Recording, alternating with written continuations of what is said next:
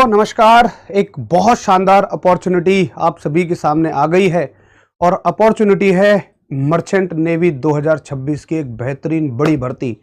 और भाई वैकेंसी आई है इसमें 4000 वैकेंसी आई है भाई, 4000 वैकेंसीज हैं।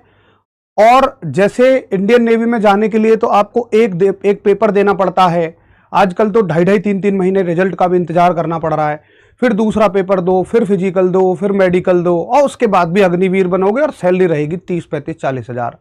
लेकिन भाई यहां ना 4000 वैकेंसीज हैं और कुछ है ही जो नहीं, हल्का सा एक पेपर होगा, कुछ नहीं, और सैलरी भाई 1-1 लाख 1.5 लाख है।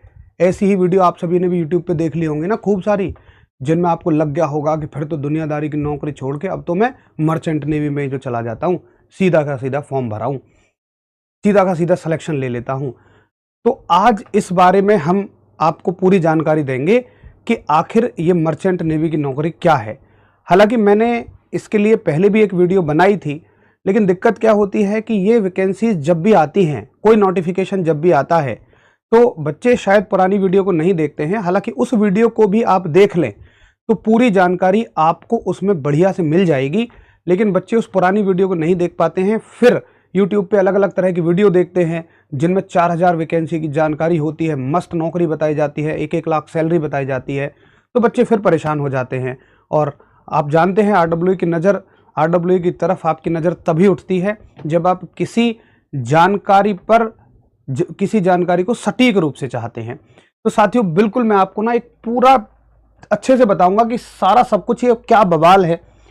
देखिए, इस तरह की नोटिफिकेशन आपने भी देखी होगी और एडवर्टीजमेंट नंबर भी प्रॉपर लिखा है इस बार तो उन्होंने, और इसमें लिखा हुआ है कि 14 जुलाई से फॉर्म भरे जाएंगे, 20 अगस्त लास्ट डेट है और रिटर्न एग्जामिनेशन की डेट है सितंबर 26। पेपर में क्या आएगा उन्होंने कह दिया, हमें खुद नहीं पता पेपर में क्या आएगा। जब तुम हमारे यहाँ पेपर देने आ जाओगे तब हम देख लेंगे पेपर में क्या आएगा। सिलेबस तो इसमें कुछ लिखा ही नहीं है। फिर पूछी कि हाइट कितनी है, कोई भी आ जाओ, चाहे कोई 2 फुट का, 4 फुट का, 5 फुट का, 6 फुट का, कोई भी आ जाओ। भैया कोई चेस्ट का मेजरमेंट है? कुछ नहीं यार, कुछ चेस्ट चाहिए ही नहीं, चेस्ट ना भी हो तो भी चलेगा। तो ये कोई एलिजिबिलिटी कुछ नहीं है। सीधा वो आ गए मुद्दे की बात पे कि देख भाई, पोस्ट का नेम है डेक रेटिंग, उम्र सीमा है 17.5 से 25 साल। बच्चे ने सोचा कि यार नेवी में तो केवल 22 साल है, इसमें कैसे 25 साल है। उन्होंने कह दिया हम करा देंगे, हमारे हाथ में है, 25 साल है और सैलरी है 50,000 से लेके 85,000। और भैया 85,000 रुपये सैलरी, यार मौज आ गई। क्वालिफिकेशन 10वीं पास है यार, 10वीं पास को 85,000 रुपये सैलरी मिल रही है, क्या मजे की बात है यार, कितनी शानदार नौकरी है। यही नहीं, और सुनो, उन्होंने कही कि देखो केवल मेल आए, ओनली मेल अप्लाई कर सकते हैं। तो फिर यार डाउट हुआ कि नेवी में तो लड़कियां भी जा सकती हैं। चलो ठीक है, हो सकता है इसमें मेल आते होंगे। उन्होंने कहा 12th class result awaited candidate में ऑल्सो अप्लाई, जिनका रिजल्ट ना भी आया हो तो भी वो फॉर्म भर सकते हैं। किसी ने पूछा फेल हो गया तो कोई दिक्कत नहीं है, फिर भी तुम्हारा सिलेक्शन हो जाएगा। 100% प्लेसमेंट इन इंडिया। ये क्या बवाल है यार, प्लेसमेंट क्यों होगा? अच्छा, हो सकता है नौकरी लगती होगी। 100% है, एक को भी खाली नहीं जाने देंगे। प्रॉपर पोस्ट भी लिखी है उन्होंने।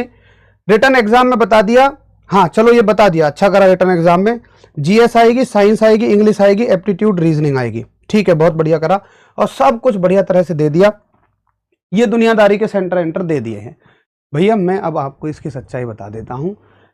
दोस्त देखिए, मर्चेंट नेवी पहले होती क्या है समझिए। एक है इंडियन नेवी, एक है मर्चेंट नेवी। इंडियन नेवी अपनी जितना भी समुद्री रास्ते होते हैं उन सभी पर सुरक्षा की जिम्मेदारी इंडियन नेवी की होती है। जैसे आसमान में एयरफोर्स की है, ज़मीन पे आर्मी की है और समुद्रों में या पानी में नेवी की जिम्मेदारी है सुरक्षा की।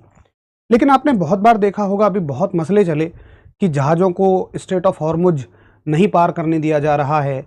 जिन जहाज़ों में कच्चा तेल आ रहा था उन्हें नहीं आने दिया जा रहा है।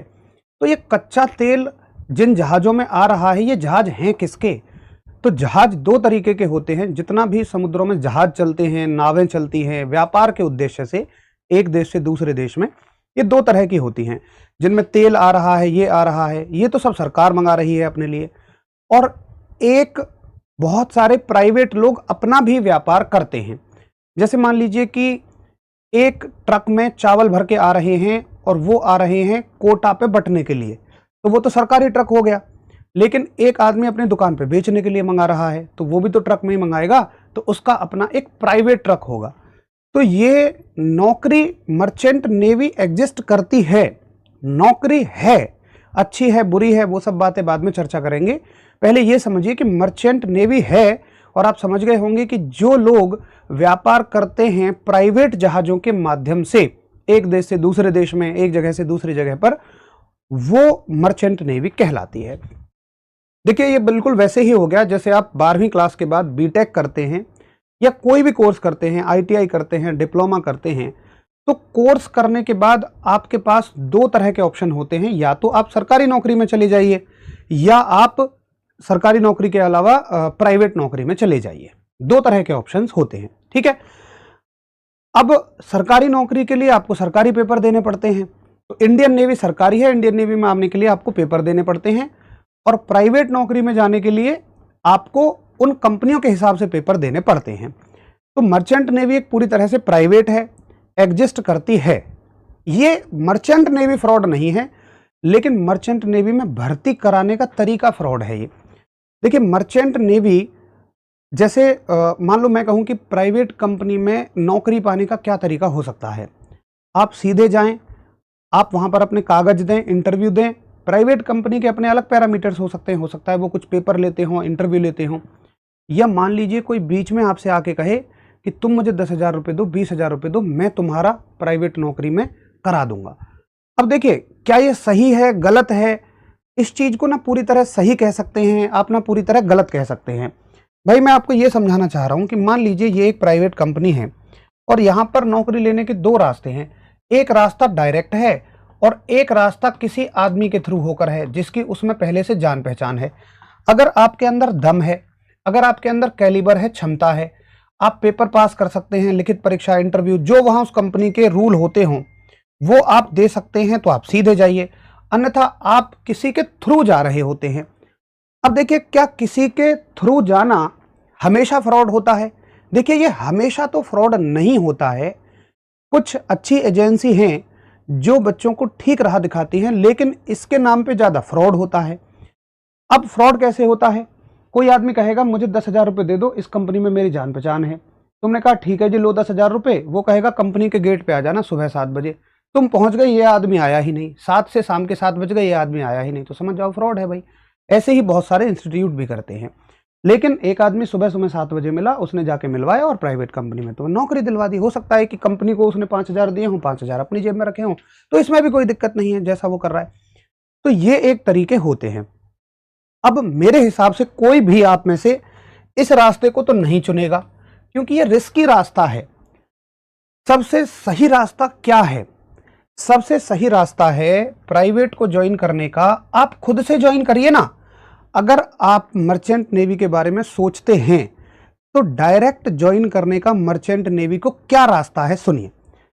देखिए जैसे आप मान लीजिए किसी कंपनी को ज्वाइन करना चाहते हैं, तो कंपनी में बहुत सारे तरह की पोस्ट होती हैं। भाई हो सकता है वहाँ पे गार्ड की भी पोस्ट है, सफाई कर्मचारी की पोस्ट है, किचन वाले की पोस्ट है, टाइपिस्ट की पोस्ट है, अकाउंटेंट की पोस्ट है, इंजीनियर की पोस्ट है, बहुत सारी पोस्ट हैं। अब हर पोस्ट के लिए अलग अलग क्वालिफिकेशन चाहिए होती है। हो सकता है किसी के लिए आईटीआई हो, किसी के लिए डिप्लोमा हो, किसी के लिए बीटेक हो, किसी के लिए 6 महीने का कोई सेफ्टी का कोर्स हो। अगर आपको किचन में रखेंगे तो हो सकता है कि आपसे खाने का कोई कोर्स पूछा जाए, फूड का कोई कोर्स पूछा जाए। तो भाई इनके लिए अलग अलग प्राइवेट कोर्स होते हैं। अब प्राइवेट कोर्स कौन कराते हैं? तो भैया प्राइवेट कोर्स कराते हैं कॉलेज। फिर आपके बीच में ये आप हैं, आपको पहले किसी कॉलेज से कोर्स करना पड़ेगा, और कोर्स करने के बाद फिर आप जिसको जैसा कोर्स करेंगे उसके हिसाब से नौकरी में चले जाएंगे। ये तो बड़ी मोटी सी सीधी सी बात है। भैया मैं ये कोर्स कहाँ से करूं? देखिए ये जो नोटिफिकेशन निकलती है ना, ये नौकरी देने की नहीं निकलती हैं, ये कोर्स कराने की नोटिफिकेशन है। ये सारे कोर्स हैं जो ने आपको कराने की कह रहे हैं। क्या कोर्स कराने के लिए भी मुझे किसी को बीच में डालने की जरूरत है? भाई मेरे हिसाब से तो कोई जरूरत नहीं है यार। क्या जरूरत है कोर्स करने के लिए? यार कोर्स तो तुम सीधे सीधे कॉलेज में जाके कर सकते हो। लेकिन भैया कौन से कॉलेज होते हैं इसके लिए? अब देखिए कॉलेज भी दो तरह के होते हैं।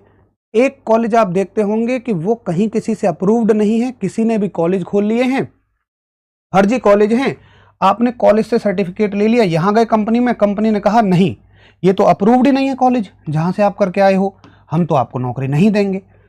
तो कॉलेज भी अप्रूव्ड होने चाहिए। भैया किससे अप्रूव्ड होने चाहिए, यानी कौन इस बात की जिम्मेदारी लेगा कि ये कॉलेज सही है? तो भाई साहब सरकार का इन्वॉल्वमेंट इसमें है। और एक वेबसाइट दी हुई है डायरेक्टरेट जनरल ऑफ शिपिंग, आप गूगल पे सर्च करेंगे या सर्च कर लीजिए DG अप्रूव्ड इंस्टीट्यूट।